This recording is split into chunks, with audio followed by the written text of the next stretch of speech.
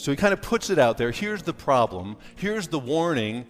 But really, what does that do? Because the Corinthians are way off track. And I'm told someplace in 2 Timothy chapter 3, verse 16, that the Word of God can do some good things, right? That it's good for teaching and rebuking, but also for correcting and training. And I kind of think like when you're off track, the teaching and the rebuking is kind of like, hey, you're way off track. Stop. And that's what Paul has done so far in this text. You're off track. Here's your warning. Stop. Flee from idolatry. Cut it out. You're messing with God. You're testing God. We need to cut this out. So that can kind of be, okay. But if that's all you do, and if that's where you stop, then all you can really go is from being off track to some kind of neutral ground.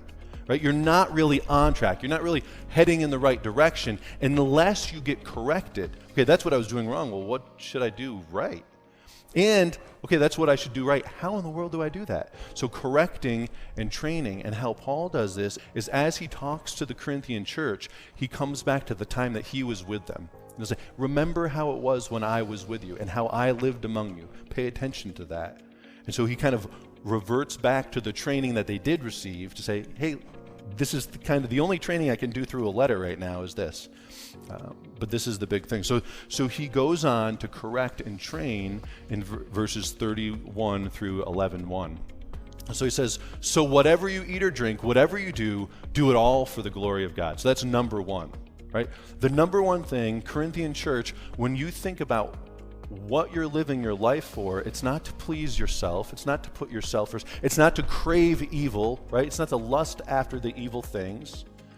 It's to do it all for the glory of God. Do not cause anyone to stumble, whether Jews or Greeks or the church of God, even as I try to please everyone in every way, for I am not seeking my own good, but the good of many. And why?